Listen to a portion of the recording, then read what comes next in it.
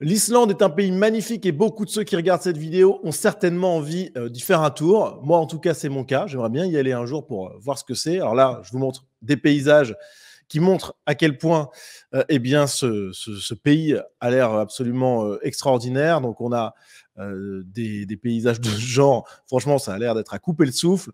On a des petits villages comme ça qui donnent envie aussi, très typiques. La mer, la montagne, les volcans, tout un univers et surtout le calme islandais, puisque l'Islande, c'est un pays qui est en tête depuis des années maintenant des pays les plus paisibles, des pays où il fait le plus bon vivre. On voit que l'Islande est également très bien placée parmi la liste des pays qui sont les plus sûrs pour les femmes, puisque ce pays est à la 6e position. On a le Danemark, la Suisse, la Suède, la Finlande, bref, des pays où il n'y a pas tant d'immigration extra-européenne que ça. Voilà. Donc, c'est peut-être pas la richesse qu'on nous présente. Alors, il y a évidemment des actes de délinquance et de criminalité en Islande, même si c'est extrêmement marginal, ça n'arrive pour ainsi dire presque jamais, même si c'est en train de changer, on va le voir. En tout cas, par rapport à la France, il n'y a évidemment aucune comparaison possible. Reste quand même que ça existe. On peut noter par exemple ce cas qui avait défrayé la chronique en Islande, ça avait fait la une non seulement alors, des journaux là-bas, parce qu'un acte comme ça, ils en parlent pendant des mois et même des années, mais même dans d'autres pays comme par exemple la France, on en avait parlé parce que c'était quelque chose d'exceptionnel. Et ce crime qui était donc exceptionnel, il a été perpétré non pas par un Islandais, mais par un étranger. Un Groenlandais, vous avez ici son visage. C'était un étranger, il n'y en a pas beaucoup, même si ça augmente là encore, on va le voir dans quelques instants. Il n'y en a pas beaucoup, mais ce crime, c'était perpétré par ce type. Bref, alors l'immigration en Islande, malheureusement, ça a été énormément promu ces dernières années. On voit par exemple cet article du Monde qui se réjouit, bien sûr, de tout ça. L'Islande, nouvelle terre d'asile. Sur l'île au geyser, l'immigration est considérée comme un atout. Par qui, on ne sait pas. Voilà, ça c'est le Monde. Ça, c'est les grandes phrases militantes des journalistes de gauche. L'immigration est considérée comme un atout. Il aurait fallu préciser par certains. Citer les personnes, s'il y a des associations, évidemment de gauche. Enfin, vous voyez, mais bon, bref, c'est une manipulation journalistique. Je m'attarde pas plus dessus, mais vous voyez un petit peu la manip. La population s'est mobilisée pour accueillir des réfugiés et l'État met en œuvre des moyens conséquents pour favoriser leur intégration. Voilà. Donc ça, c'était un article de 2016 et on va voir que effectivement, l'Islande, c'est de plus en plus une terre d'immigration. Alors, il n'y a pas de statistiques ethniques en Islande, mais on a quand même des chiffres qui nous montrent bien la part de population née à l'étranger dans le pays.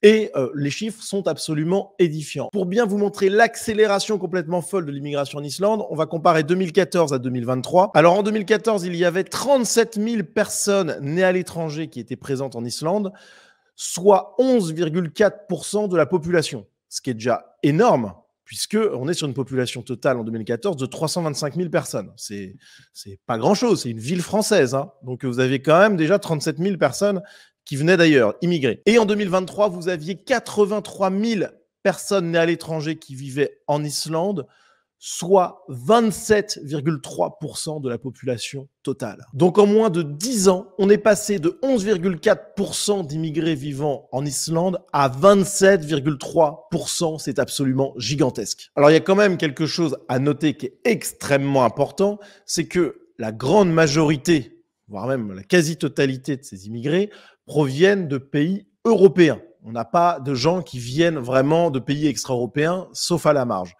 Par exemple, on a beaucoup de Polonais, de Lituaniens, de Danois, bien sûr, ce sont les voisins. On a moins de 3000 personnes qui viennent des Philippines, mais sinon, vous voyez que c'est quand même globalement très européen. Pour essayer d'estimer un peu le nombre de personnes extra-européennes, et notamment, pourquoi pas aller prenons cet exemple d'Africains ou de Maghrébins, on a des chiffres sur le pourcentage de musulmans en Islande, et ils ne sont que 0,7%. C'est donc très marginal, mais vous allez voir que l'impact, lui, est parfois maximal, malheureusement. Juste avant de continuer cette vidéo, très important, les amis, n'hésitez pas à soutenir mon travail si vous le souhaitez, si vous appréciez mon contenu, si vous voulez que j'en produise plus. Vous avez en description un lien qui vous permet de faire un don ponctuel pour cette chaîne, qui sera très apprécié parce que j'ai pas mal de petites nouveautés techniques qui vont arriver au niveau de mon studio. Donc n'hésitez pas si le cœur vous en dit. Et puis, vous avez également la possibilité de me soutenir mensuellement en accédant à la communauté Sunrise avec du contenu exclusif, l'accès à un groupe Telegram privé, etc. Tout ça, ça se passe dans la description pour rejoindre cette page Tipeee. Voilà les amis, retour à la vidéo et donc à cet impact maximal que peuvent avoir les immigrés. Alors sans parler tout de suite des immigrés extra-européens, on va s'intéresser à cet article. Havre de paix, l'Islande fait face à une hausse inédite des violences. Un article qui a été publié en 2022 avec ce sous-titre « Depuis plus de 12 mois, l'Islande, réputée pour être le pays le plus paisible du monde, fait face à une série de violences commises par des gangs liés à la drogue. » Et l'article qui note « L'Islande est en tête du classement de l'indice mondial de la paix depuis 2008 grâce à sa faible criminalité, ses systèmes d'éducation et de protection sociale solides, etc. etc. » Seules 4 personnes ont été tuées par balle en plus de 2 décennies. Rendez-vous compte, c'est des chiffres qui font absolument rêver quand on est en France. Mais 4 fusillades ont eu lieu en un peu plus d'1 an, dont une mortelle. Donc là, vous voyez bien qu'il y a une augmentation phénoménale de la violence, ce qui inquiète évidemment un peu tout le monde dans ce pays. Et la police évoque un élément qui n'est bizarrement pas mis en avant par les journalistes français, le fait que ces criminels islandais, avec beaucoup de guillemets, ont de plus en plus de liens avec des groupes internationaux. Voilà quelque chose quand même qui nous rappelle que l'immigration, c'est peut-être pas une chance si gigantesque, surtout quand on voit un petit peu le profil des personnes qui sont liées à ces fusillades, puisque on voit que la victime est un Albanais, que le tireur, le meurtrier est un autre Albanais, et que dans les affaires de ce genre, on a une surreprésentation massive, et en réalité, il n'y a quasiment que ça, d'étrangers, voilà, avec plein de nationalités, donc des Albanais, des Roumains, des Italiens, des Espagnols, des Portugais, etc., etc. Alors, là-dedans, il y a évidemment des mafias, notamment d'Europe centrale, mais il y a aussi peut-être, je spécule, mais enfin, ce ne serait pas complètement impensable, des extra-européens qui peuvent avoir la nationalité, par exemple belge, par exemple espagnole, par exemple italienne, et qui viennent commettre donc des crimes en Islande et qui font donc grimper les taux de criminalité et de délinquance de manière folle. On a des chiffres qui sont édifiants, avec par exemple le nombre des interventions de l'unité d'élite de la police islandaise qui a été multiplié par près de 6 depuis 2014. Donc vous voyez que plus on a ces appels complètement fous à faire de l'Islande une nouvelle terre d'asile, plus on a une augmentation folle de la délinquance et de la criminalité. Et il y a plein d'autres cas comme ça, c'est assez facile à voir parce que c'est tellement rare que ça fait un petit peu la une. Par exemple, sur ces 2 cas de trafic de drogue que j'ai relevés, eh bien tous les criminels sont des étrangers qui viennent d'Espagne, de Belgique et compagnie. Donc vous voyez que c'est quand même complètement dingue. Et dire que l'immigration est une chance pour l'islam après ça, faut vraiment avoir un sacré culot. Mais le culot, vous savez bien que les gauchistes n'en manquent pas et donc évidemment, ils ont tout fait pour ouvrir les frontières de ce pays. Alors, petit focus sur l'islam. Donc, sur cet article de Wikipédia, on voit qu'il y a 0,7% de musulmans. Bon, l'impact, vous allez me dire, dans ce cas-là, devrait être minime, parce que c'est vraiment pas grand-chose comparé à la France, je peux vous dire que ça fait une sacrée différence. Mais il y a quand même des mosquées en Islande. Il y a 3 mosquées, enfin 2 mosquées et un centre islamique culturel. En France, c'est souvent un nom de code pour mosquée. Je ne sais pas si c'est là encore la même chose en Islande.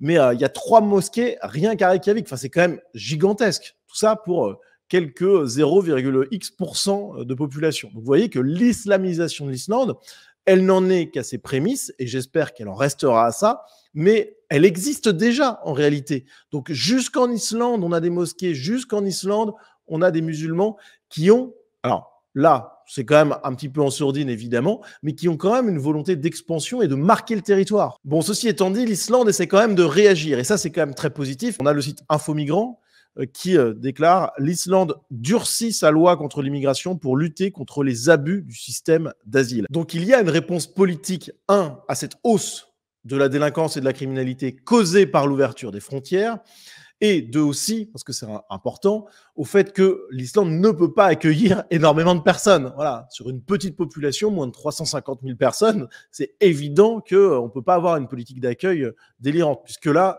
les méfaits se voient directement, mais même au-delà de l'insécurité, de la délinquance et compagnie, juste parce que y a un moment où si vous ne pouvez pas doubler la population comme ça en quelques instants, c'est pas possible. Donc là, vous voyez une manifestation en juin 2022 avec des immigrés extra-européens qui protestent contre les durcissements des conditions d'accueil des migrants. Donc C'est complètement lunaire, hein. Vous avez quelques centaines, quelques milliers d'extra-européens en Islande. Et les types, au lieu de remercier ce petit pays d'avoir fait un effort considérable au prix de sa sécurité, eh bien, ils décident de vouloir imposer leur vision des choses à la société qui les accueille. C'est complètement dingue. Je le répète souvent, mais quand on est invité dans un pays, quand on obtient la nationalité dans un pays, bon, la moindre des choses, c'est de pas faire trop de vagues. Et là, bah, eux, je peux vous dire qu'ils n'hésitent pas. Donc, c'est déjà un comportement, mais tellement irrespectueux. Rien que ça devrait motiver une analyse très sérieuse des dossiers de naturalisation de ces gens-là, parce qu'à mon avis, il y en a un paquet qui ne mérite absolument pas d'être accueillis par l'Islande. Bref, les Islandais donc commencent à réagir et des propositions de loi pour durcir encore plus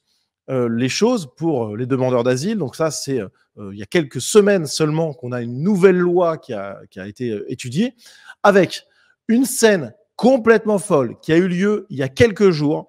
C'était le 5 mars 2024, avec des scènes de chaos où vous voyez des migrants extra-européens qui ont décidé de venir perturber une séance du Parlement islandais pour, évidemment, toujours la même chose, demander qu'on ouvre au maximum les frontières, qu'on ne durcisse pas les conditions d'accueil, etc., etc. Donc, complètement dingue, des scènes jamais vues qui ont choqué tout le pays. Ce qui est vraiment fou, on l'apprend dans cet article vraiment très intéressant de The Conservative, je vous mettrai le lien en description parce qu'il explique vraiment tout, c'est que le Parlement, c'est un lieu sacré pour les Islandais, un lieu qui existe depuis 930, donc ça remonte, c'était vu, et c'est toujours le cas, comme un sanctuaire, voilà, où les armes, la violence n'avaient pas sa place. Bon, là, vous imaginez que les migrants, ils viennent d'arriver dans le pays et ils sont en train de souiller cette institution millénaire. Enfin, c'est complètement fou. La situation est impensable. Imaginez dans le pays d'origine de ces gens-là, s'il y avait des immigrés récents qui étaient venus perturber un lieu sacré. Enfin, bon. Enfin bref, on est dans la folie pure et je peux vous dire que les Islandais, ils ont bien raison de vouloir durcir leurs lois et c'est un minimum ce qu'ils proposent. Vraiment, quand on voit ce qui se passe avec juste quelques-uns d'entre eux. Alors, je suis tombé sur ce post Facebook d'un politicien islandais qui était présent au moment de cette scène complètement dingue, qui a d'ailleurs pris cette vidéo-là que l'on voit. Un politicien qui est plutôt de tendance conservatrice, donc plutôt de droite, et qui a publié ça sur Facebook avec un commentaire neutre de sa part, mais regardez un petit peu les réactions dans les commentaires, donc je les ai traduites depuis l'islandais, et on voit des Islandais qui sont clairement excédés par cette scène complètement incroyable de violence au sein du Parlement national, et puis voilà, clairement, ils voient des gens qui n'ont rien à faire dans le pays et qui se permettent de donner des leçons et de menacer des parlementaires islandais. Enfin, donc, ce qui est intéressant, c'est de voir vraiment cette réaction populaire. Alors, je ne sais pas si elle est parfaitement représentative de ce qui se passe en Islande. On a certaines personnes qui, sous cette publication, ont des discours de gauche, hein, clairement, ça existe. Mais je crois vraiment que les extra-européens se tirent une balle dans le pied en commettant des actes de ce genre, parce que c'est indéfendable en fait. Alors ce qui est intéressant, au-delà de cette scène, qui est quand même complètement lunaire, c'est de voir un peu le contexte général, parce que ces migrants extra-européens, ils prennent une confiance folle. Pourquoi ? Parce que depuis plusieurs mois, il y a de plus en plus de manifestations de ces gens-là autour de la question israélo-palestinienne. Alors ça, je peux vous dire que ça les mobilise. Il y a même un camp qui a été installé au centre de la capitale islandaise. Je rigole, mais je ne devrais pas. C'est un peu nerveux, désolé. Mais jusqu'en Islande, on a des manifestations pro-palestiniennes et pro-Hamas, évidemment, qui ont lieu. Enfin, c'est de la folie furieuse, jusqu'à Reykjavik, quoi. Bon.